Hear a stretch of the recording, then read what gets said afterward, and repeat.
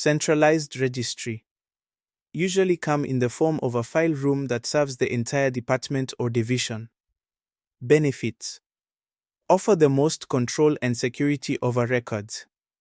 Staff can make sure that access to records is limited to those who are authorized to see the records. Staff can track which files are taken from the file room and who has them.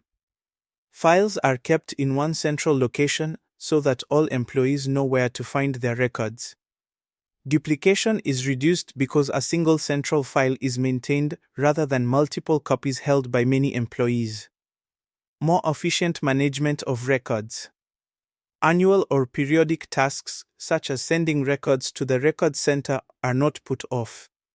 A greater degree of consistency between different divisions and work units in the department. Greater control over the creation and distribution of information.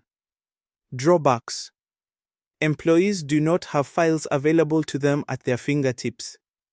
Some employees resist filing their records into a centralized filing system because it is not convenient. Employees feel a loss of control over their records. Control may meet pockets of resistance in a department. Decentralized registry usually consist of clusters of filing cabinets or filing stations that are located around the office. In some cases, employees may have filing cabinets in their offices.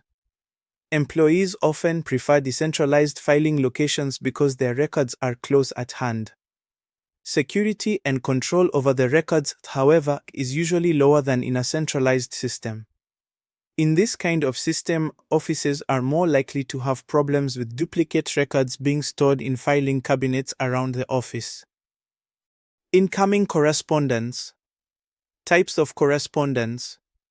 1. Record staff must deal promptly and accurately with many different kinds of correspondence. 2. Incoming correspondence will reach the records office in a number of different ways. 3. Some will come through the mail, some by hand, and some by telex, fax, or electronic mail. 4. There will also be differences in the way in which items are addressed. Some will be addressed to a ministry, department, or agency, and some to individuals either by name or by title of office. There will also be differences in the way in which items are addressed. Some will be addressed to a ministry, department, or agency, and some to individuals either by name or by title of office. Other items may be either inadequately or illegibly addressed. A smaller number of items will bear security or privacy markings, such as confidential or personal. Some mail may contain checks, money, or other valuables which will need to be carefully recorded and accounted for in the records office. Opening mail. Rules for handling confidential and personal letters should always be followed.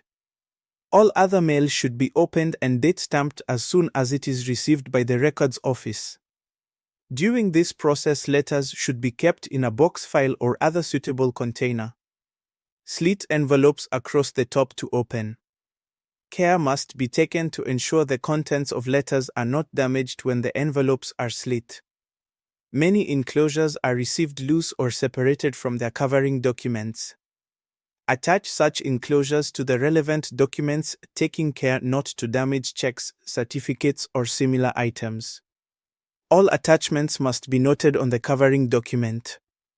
This is particularly important when the enclosures are valuable or are personal papers.